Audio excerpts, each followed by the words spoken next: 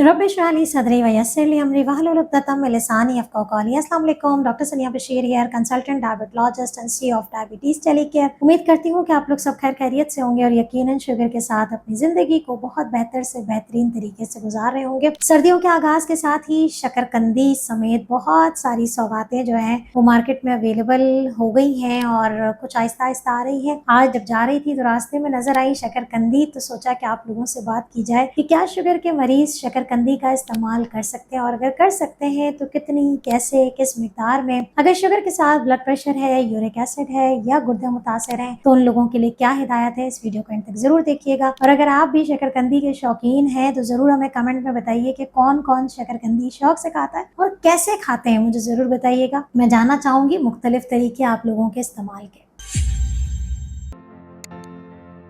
शकरकंदी और वो भी सर्दियों के मौसम में यकीनन एक बड़ा ज़बरदस्त अल्लाह ताला की तरफ से तोहफे की सूरत में हमें बहुत सारी चीज़ें मिलती हैं। मूंगफली भी मिलती है, शकरकंदी भी आती है, सिंगारे भी आते हैं, लेकिन हर चीज़ के बारे में अवेयरनेस और एजुकेशन बहुत ज़्यादा ज़रूरी है। शकरकंदी अल्लाह ताला ने बेतहाशा फ़ायदों के साथ हमारे लिए उतारी है। इसके अंदर बेतहाशा वाइटामिन्स हैं, बेतहाशा मिनरल्स हैं, मादनियात का ख़जाना है। इसके अंदर आपको मैग्नीशियम भी मिलेगा, विटामिन ए भी मिलेगा, इसके अंदर आपको विटामिन बी भी मिलेगा। इसके अंदर फाइबर भी बहुत ज्यादा है। फाइबर तो देखें, अगर आप शकरकंदी को देखें ना तो कितनी अंदर से लच्छे वाली होती है, उसका रेशा बहुत ज्यादा होता है और यही रेशा जो शुगर बढ़ाने की जो सतह है उसको कम कर देता है। और फाइबर की वजह से वो लोग जो कि वजन को कम करना चाहते हैं, शकरकंदी उनके लिए भी बहुत अच्छी है। इसके अंदर एंटीऑक्सीडेंट्स मौजूद हैं जो कि जिस्मानी तोड़ फोड़ को कंट्रोल करते हैं और इसके अंदर जो है वो बेसिकली विटामिन ए के साथ साथ विटामिन सी की मिकदार भी बेतहाशा मौजूद है। अच्छा, ये बड़ी सरप्राइजिंग फैक्ट्स होते हैं क्योंकि बहुत सारी बातें हम समझते हैं विटामिन सी तो खट्टी चीजों में होता है, लेकिन नहीं, शकरकंदी में भी आपको जो है वो विटामिन सी की मिकदार मिल रही होती है तो आपकी कुव्वत मुदाफियत को बढ़ा रही होती है। दिल की सेहत के लिए बहुत अच्छा है। वो तमाम लोग जो कि हाई ब्लड प्रेशर के पेशेंट हैं, इसमें मौजूद पोटेशियम की वजह से वो सेफ जोन में हो जाता है। हाँ, शर्त यह है कि आपने उसमें नमक लगा लगा के और चाट मसाले लगा लगा के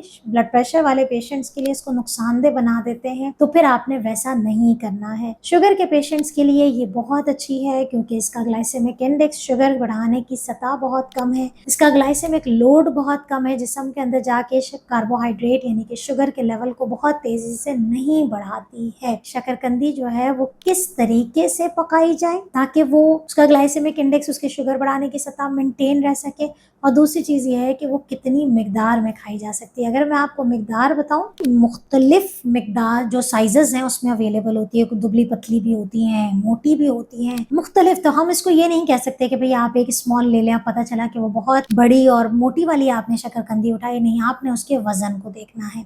तो 80 to 100 ग्राम वजन के एतबार से 80 से 100 ग्राम जो शकरकंदी है पकी हुई हालत में वो तकरीबन आपको 20 से 21 ग्राम कार्बोहाइड्रेट दे रही है। तो आइडियली थोड़ा सा और कम कर दें। तकरीबन आपके पास ये है कि अगर तो आप इसे एज अ स्नैक खा रहे होते हैं तो तकरीबन आप 70 ग्राम के करीब आ जाइए, शकरकंदी को इस्तेमाल करें। प्याली की बात करते हैं तो half cup is enough for you कि आपको जो है वो शकरकंदी एक टाइम पे खानी है। और अगर मीडियम साइज की है तो एक स्मॉल साइज, जो मीडियम साइज का जो की शकरकंदी अवेलेबल है, जो स्वीट पोटैटो अवेलेबल है, वो एक आपने स्मॉल ले सकते हैं, जो बहुत ज्यादा जो है वो थिक नहीं है। तो वजन के एतबार से भी समझ में आ गया। अब सवाल ये है कि इसको पकाया कैसे जाए। देखिए, अगर तो आप इसे स्टीम करते हैं ना तो बेहतरीन है। बेहतरीन शक्ल जो है वो शकरकंदी को स्टीम कर लें, एयर फ्रायर कर लें अगर आप एयर फ्रायर का इस्तेमाल करते हैं आप।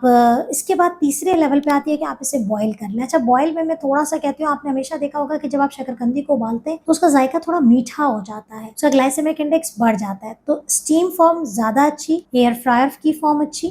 थर्ड नंबर पे यह है कि आप फिर उसे बॉईल करके खा सकते हैं। क्वांटिटी को आप नजरअंदाज नहीं करना। किस टाइम पे खाना चाहिए शकरकंदी को? शकरकंदी एज अ स्नैक आप किसी भी टाइम पे खा सकते हैं। अगर आप इवनिंग में खाना चाहते हैं तो आप इवनिंग में आपने लंच कर चुके हैं, आप शकरकंदी की मिकदार तकरीबन 50 से 70 ग्राम के करीब जो पकी हुई शकरकंदी है उसका इस्तेमाल कर सकते हैं और अगर आप इसके साथ चाय पीना चाह रहे हैं तो फिर शकरकंदी को थोड़ा और कम करें और चाय, क्योंकि चाय में मौजूद जो दूध है उसके अंदर भी कार्बोहाइड्रेट है, शकरकंदी के अंदर भी कार्बोहाइड्रेट है। बहुत सारे लोग इसे रात को सोने से पहले खाते हैं। सर्दियों की रातें आती हैं, लंबी रातें होती हैं, रात को खाया जाता है इसे। तो फिर कोशिश करें कि और कोई कार्बोहाइड्रेट वाली चीज़ साथ ना हो, और थोड़ा सा ये है कि खाने के बाद चहलकदमी करें, वरना निहार मुँह की शुगर आपकी बढ़ सकती है।